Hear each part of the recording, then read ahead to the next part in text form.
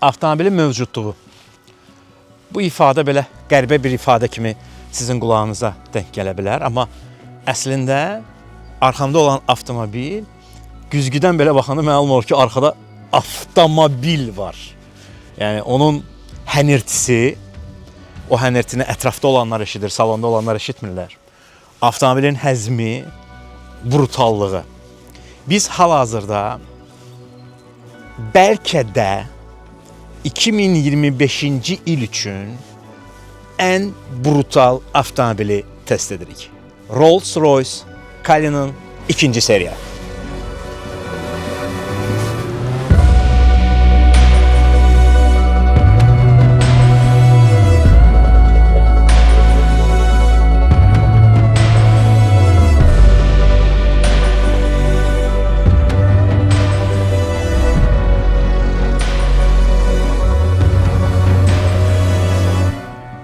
Təbii ki, burada biz çoxlu sayda texniki parametrlər və rəqəmlərdən danışa bilərdik, amma siz yorulacaqsınız. Rolls-Royce həvəskarları bu rəqəmdən xəbərdardırlar. Amma bir neçə fərqli element var ki, onu mən sizə deməliyəm və bunu deməyim mənə ayrıca bir zövq verir. İlk olaraq ondan başlayaq ki, Cullinan 2-ci seriyada LED fənərlər artıq həm horizontal, həm də vertikaldır, yəni düzünədir. Bu bir simmetrik təşkil edir. Bax, belə getdi, düz bu xətlə, bax, belə eyni cür gəlir. Radiator barmaqlığı və burada da davam edir və belə aşağıya doğru irəliləyir. Həmçinin alt qoruyucunun bir xətləri ilə simmetrikliyi təşkil edir. Bu avtomobilə əlavə bir əzəmət verir. İkinci məqam bu radiator barmaqlığıdır. Bundan öncəki videoda dediyimiz kimi 45 saat hazırlanmış, əllə hazırlanmış və işıqlanan, arxası da işıqlanır. Bu, qaranlıq vaxtında mövcudiyyət anlamıdır. Yəni, sutkanın qaranlıq vaxtında burada bir dənə avtomobili var mövcudiyyəti verir və əlavə bir avtomobilə status qatır. Çünki bu radiator, işıqlanmayan radiator barmaqlığı olan avtomobillərdən artıq bir səviyyə yuxarı qalxır. Ön kameranı burada kiçik yerləşdiriblər və bu kamera hərəkət edir. Yəni, sükanı çevirəndə, park edəndə o artıq hərəkət edir. Və bu avtomobilin artıq salona oturanda, deyəcəm bunu, bir spoiler kimi çıxmasın, avtomobilin salonuna əyləşəndə, avtomobildə sərnişin hissəsində yox, sükan arxasında olanda deyirlər ki, hə, bu adam bu avtomobilin sahibidir. Təbii ki, avtomobilin əzəmətini biz ona yandan baxanda hiss edirik. 23 düymlük təkərlər, bu təkərlərin bir qədər platformasının nazik olması sizə çaşdırmasın. Avtomobil kifayət qədər rahat, səssizdir. Yəni, bu təkər səslərini biz salonda eşitməyəcəyik. Üstəgəl bu disklər avtomobilə əlavə kübarlıq elementi qatır. 360 dərəcə kamera bu aydın məsələdir. Qapıların ənənəvi klassik üslubda açılması, bir gentlemanin, bir madmazelin, bir markizin avtomobilinin düşməsinin bayağı açılması göstərir və ya qapının içərisində gizlədilmiş ənənəvi çətir və bu çətirin rənginin də avtomobillə eyni rəngdə olması xüsusi kiçik elementdir. Avtomobilin arxa hissəsi yenə də Rolls-Royce Spectre'dan ilhamlanmış arxa fənərlər, RR işarəsi, düzünə arxa stoplar və biz bu avtomobildə böyüklük görürük. Bir varlılıq, zənginlik əlaməti görürük. Amma kifayət qədər minimalistik bir şey görürük. Yəni, Rolls-Royce yazısı, fikir verin, heç bir yerdə Cullinan 2-ci seriya, second edition, dual diamond version yazılmayıb. Bir çox avtomobillərdə bütün alt familiyası, şəcərəsi burada yazılır. Rolls-Royce deyir ki, mənim buna ehtiyacım yoxdur. 500 litrlik bagaj həcmi, üstəgəl bagaj bax belə 2 cür açılır. Uy da cahan da. Deməli, birbaşa salona əlaqəsi olmayan bir şüşə yerləşdirilib. Salon əlaqəsi olmaq nə deməkdir? Yəni, sən oturmuşsan salonda, kimsə gəlib maşında bagajda nələrsə götürür də, o səs içəri girməsin deyə arxa hissəsində əlavə şüşə izolyasiyası eləyiblər. Xüsusi extended versiyasında burada oturacaqlar var. Yəni gəlirsiniz belə bir gözəl bir mənzərəyə, iki qəşəng salonun dəri keyfiyyətində hazırlanmış oturacaq olur və siz orada belə əyləşirsiniz, təbiəti seyr edirsiniz və kifayət qədər bundan zövq alırsınız. Əlavə olaraq onu qeyd edim ki, bu avtomobilin Black Badge versiyasında, Black Badge-də bütün bu gördüyünüz metal xrom işləmələrin hər biri qara xromla örtülmüş olur. Təbii ki, Rolls-Royce bizi yenə də təəccübləndirmir. V12 Twin Turbo 6.7 litrlik bir mühərrikdir. Bu versiyada 565 at gücüdür. Black Badge versiyası bir qədər at gücü çoxdur. Orada 600 plus at gücüdür. Və bu avtomobilin məhz bu hissəsinə baxanda elə bir ki, ağır atletdir. Yəni, böyük bir əzələ kütləsinə malik olan ağır atletdir. Lakin bu ağırlıq avtomobili sürdüyünüz zaman hiss etmirsiniz. Avtomobil sizə yüngüllük verir. Bunu belə təsəvvür edə bilərik. Ağır atletikadan gəlmiş crossfitter. O həm çevikdir, həm də əzələ kütləsinə malikdir. Low düyməsini avtomobilin sükanın arxasına yerləşir. Onu sizə göstərəcəm. Low düyməsini sıxanda isə 50% deməli sürətlər qutusunun aşağı düşür, ötürücülük qabiliyyəti, mühərrikin səsi biraz daha çox çıxır, amma avtomobil həm də daha çevik olur. Bu avtomobildə arxa oturacaqda sizə maraqlı funksionalıqlar veriblər. Biz indi hələlik qapımızı bağlayaq. Qapını buradan bağlayırlar. Tutacaqların da üstü dəri ilə örtülüb. İşıqlar piano şəklində düymələrdir ki, eyni düymələr ön paneldə də var. Bunlar hamısı xırda elementlərdir. Bu oturacaq Serenity Settings ayarına malikdir. Serenity Setting nədir? Bu avtomobilin bu oturacağı tamamilə açıla bilir. Yəni biz uzana bilirik. Üstəgəl bizi masaj edə bilir. İsidir, soyudur. Bizə çox rahatlıq verir. Yəni sanki evimizdəyik. Mənim səsimin yazılması hiss edilir ki, mən elə bir studiyadayım. Yəni bir Rolls-Royce Cullinan alıb, Əl-Xəyyam da burada otura bilər. Bir dənə podkast mikrofonu və rahat surətdə söhbətkar podkastını edə bilərik. Üstəgəl bu avtomobili siz özünüzü təbii ki, öz villanızda, öz evinizdə, apartamentinizdə, öz şəxsi təyyarənizdə və yaxtanızda hiss etmək kimi bir hissiyat verir. Misal üçün, bunu açırsınız və siz buradan multimediyanı idarə edirsiniz. Buradan açırsınız, cənablar öz viskilərini bura süzə bilərlər və içə bilərlər yolda. Əgər xanımlar viski içmirlərsə, onlar üçün ayrıca bir bölmə var. Oradan isə şampan şərabı soyuducuda və özünün büllur qədəhlərində. Yəni siz bu avtomobildə digər avtomobillərdən fərqli bir hissiyat yaşayacaqsınız. Fərqli hissiyat nədir? Başqa avtomobillər sizin ürək ritminizi artıracaq. Bu avtomobil isə sizə sakitlik verəcək. Çünki bu avtomobil bir meditasiyadır. Biz bu avtomobilə əyləşəndə orta əsrlər zadəganlarının bir kabinetinə, şəxsi kabinetə əyləşmiş kimi hiss edə bilərik. Deyə bilərsiniz ki, 2025-ci il bu sənə nə hiss elətdirdi səndə bu avtomobildə? Spirit, Ecstasy, saat kabineti, məhz budur. Və altında da bu Ecstasy-nin özünün bir minyatürü.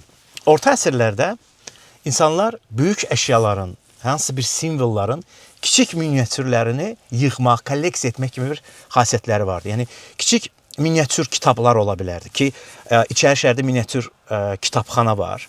Bu Azərbaycanın ilk belə bir kitabxanasıdır. Yəni, orada bir çox kiçik həcmdə kitablar var. Hətta Quran-ı Kərim var. Balaca bir həcmdə bütün surələrini yazıblar. Yəni, minyatür kitabxana axtarsanız tapacaqsınız.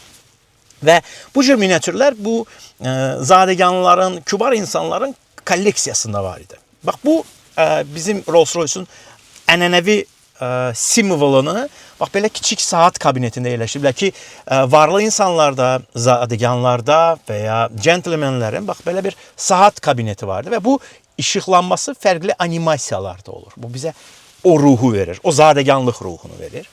İkinci məqam məhz oturacaqlarla bağlıdır. Burada bambuk sapından istifadə olunur. Yəni bambukdan sap düzəldiblər və 2,2 milyon kilometrlik bir tikiş var.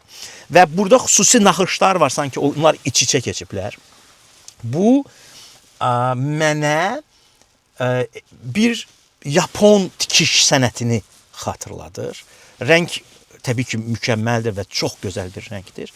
Bir Yapon xalısı və ya saplarla işlənmiş Yapon tablosunu mənə xatırladır və bu xüsusi bir ruh qatır.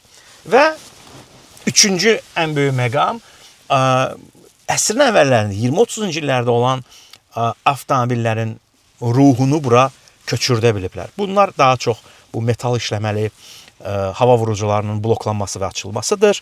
Burada metal işləməli fırlatmalardır. Məsəl üçün hava soyuducuların eyni cür statistik olaraq eyni cür yəni 20-30 və 40-cı illərdə necə etsə elə saxlanılmasıdır. Və piano tipli düymələrin burada da, arxada da, burada da və həmçinin burada da, bu həm də touch screendir, yəni barmaqlarımızın hissiyatına yönəlib hazırlanması da o avtomobildə o ruhu qaytarır. Yəni sən əyləşirsən və ötən illəri yada salırsan da, deyirsən ki, çünki insanlar yaşlaşdıqca sırf nostaljiyə yönəlir. O həyatımızın psixologiyada bir dönəmidir. Bu təsdiq olunub. Ona görə indi vintaj dizaynlar diqqət çəkir. Çünki 35 plus, 40 plus insanlar daha çox vintaj dizaynda olan şeylər alırlar. Geçən dəfə Candarla biz vintaj dükanına girdik. Vinillər falan var idi. Yəni o məni çox belə ilhamlandırır. Mən hər dəfə bir yerə gedəndə bir vinildən falandan alıram. Bax odur. Yəni əslində avtomobil istehsalçıları bu psixologiyanı o qədər gözəl bilirlər ki, biz bu avtomobilə əyləşəndə özümüzü 20-ci əsrin əvvəlləri Londonda Rolls-Royce hərəkət edən gentleman kimi hiss edirik. Bu avtomobilin biz indi pəncərəni açmışıq da, yəni ətrafda olan səslər gəlsin, mühərrikin səsi gəlsin. Yekunda V12 mühərriklə bundan niyə zövq almayasan axı? Çünki keçid etməmişdən qabaq dediyim bir məsələ var. Bu avtomobil sanki bir meditasiyadır. Yəni o qədər səssizdir ki, sanki bir meditasiyadır. Belə həzin, melodik bir səs gəlir. İndi təkrarlı kimi çıxmasın. Yəni şüşəni bağlasaq, kənarda olan səsləri seçərək, filtrləyərək göndərəcək. Yəni mən bu faktı öyrənəndə həqiqətən təəccüblənmişdim. Çünki deyir ki, Rolls-Royce'un səs mühəndisləri var. Yəni var mühərrik mühəndisi, nə bilim, var ergonomika mühəndisi, var səs mühəndisi və onlar ancaq bunun üzərində işləyirlər ki, sən bu avtomobilin o səsi sənə əlavə narahatlıq yaratmasın, amma zövq versin. Sən bu avtomobildən bir mənalı surətdə ləzzət alasan, sürüşündən ləzzət alasan. Üstəgəl indi biz bu döngələrdən gedirik, döngələrdən çıxırıq və avtomobil döngələrdə o qədər qıvraqdır ki, biz heç hiss eləmirik ki, misal üçün, böyük həcmli bir avtomobili idarə edirik. Sən onu hiss etmirsən. Və oy, bax səsə bax. Bir dənə fuş var da, düzdür. Bana bağlayırsan, əssalam, səs yoxdur. Tam sakitçilikdə gedirsən. Bu avtomobil, o planar suspension, dünən biz növbəti çəkilişimizdə olanda, bundan öncəki çəkilişimizdə olanda, Ghost-u çəkəndə Cahandar avtomobili idarə edirdi və o biraz idarə edəndən sonra ki, bunu hiss eləmək olur da. Yəni sən hiss edirsən ki, avtomobil məhz yolun şəraitinə uyğun olaraq orada deməli pompalar arasında sönür, yanır, hava ilə doldurur, havanı buraxır və s. Planar suspensionu hazırlamaq üçün Rolls-Royce mühəndislərinə 10 il vaxt lazım olub. Yəni 10 il ərzində biz planar suspension eləmişik, qayaq maşının üzərinə eləməyiblər. Test, müxtəlif testlər ediblər və təsəvvür ki, bir şeyin üzərində sən 10 il çalışırsan. O necə ideal bir məhsuldur. Bəzən avtomobillərin orta ömrü necə olur? Yəni 3 il ərzində yeni bir avtomobil çıxandan sonra 3 ildən sonra ona bir facelift gəlir. Daha sonra isə dəyişirlər avtomobili 5-ci ilində yeni bir modelə çevirirlər. Burada isə elə deyil, yəni planar suspension çox güman ki uzun illər bu avtomobildə gedəcək. Müəyyən xırda detalları, xırda elementləri dəyişdirməklə. Yəni 10 il müddətində təsəvvür ki bir avtomobilin ömründə 10 il çox böyük bir müddətdir.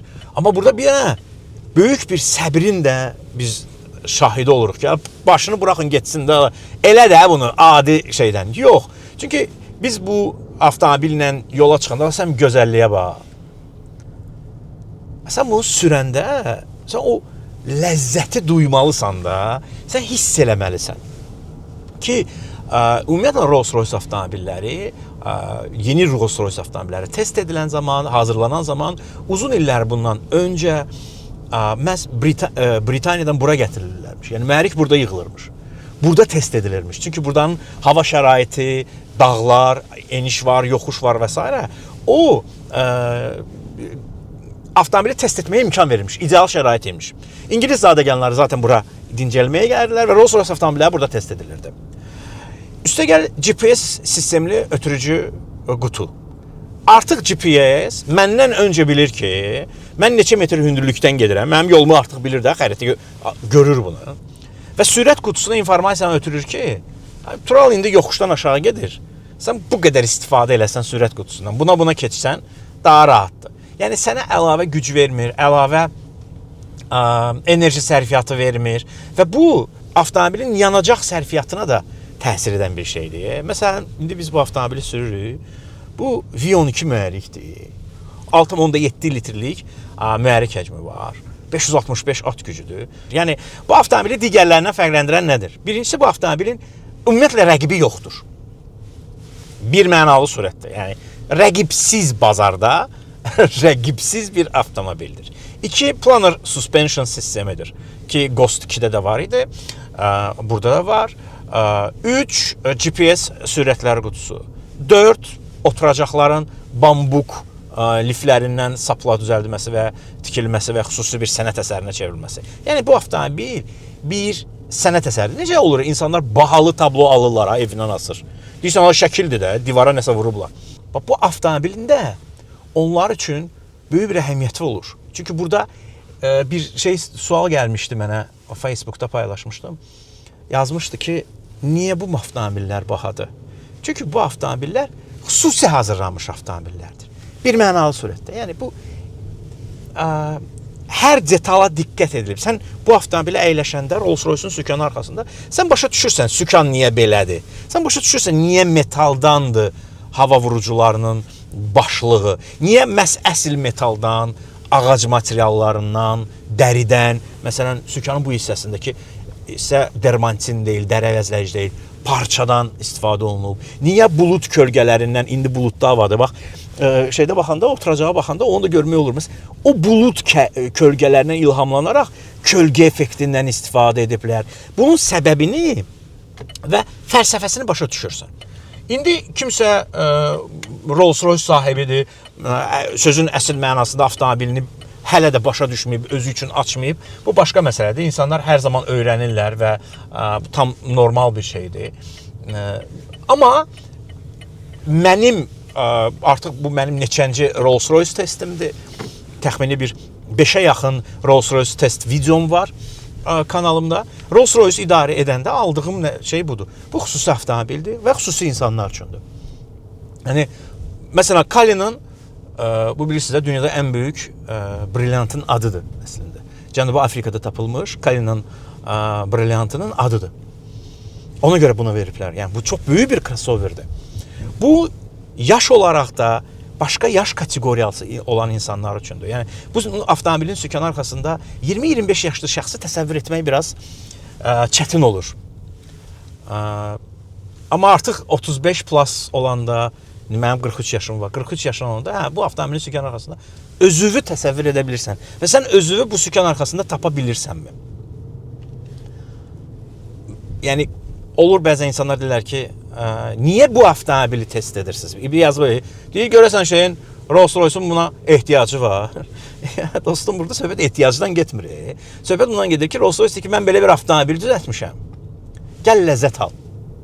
Hər birinizə avtomobildən, həyatdan, yaşamaqdan zövq almağı arzu edirəm. Növbəti testimizdə görüşərik. Qismət olsa.